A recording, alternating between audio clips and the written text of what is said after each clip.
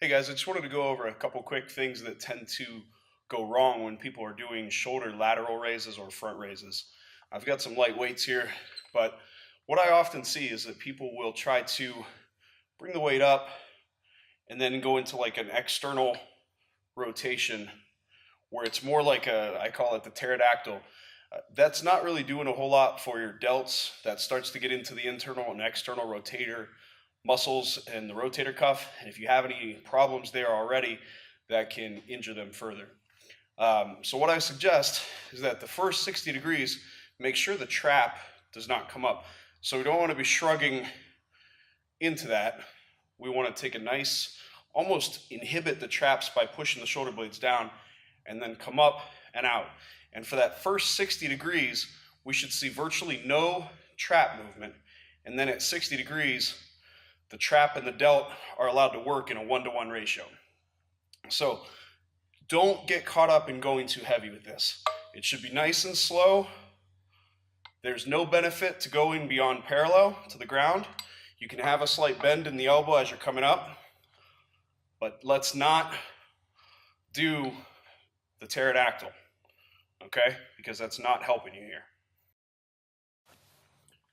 For those of you with shoulder problems, an easy way to help to inhibit that trap is to grab onto a sturdy bench or Smith machine and actually slightly lean. And then when you first come out, it's easier to not get the trap involved because you're slanted down and the weight will pull you down, inhibiting that trap. It's a nice way to really focus on the lateral delt, keeping the thumb straight out. Again, we're not coming way up high. That's going to involve the trap. So right here's where we want to stay.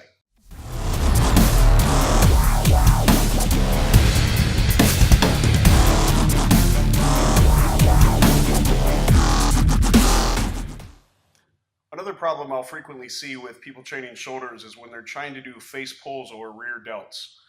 What we want to try to do is have the cable, our elbows, our shoulders all in line as we pull back. Just like this. If you have to dip down because of the angle, that's fine. What we don't want to do is, again, get into that external rotation.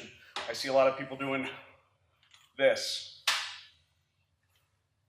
where the wrist gets higher than the shoulder. If that happens, number one, you're stressing out the wrist. Number two, you're involving the rotator cuff muscles. Now is not the time to train the rotator cuff muscles in these movements where we're trying to focus on rear delts.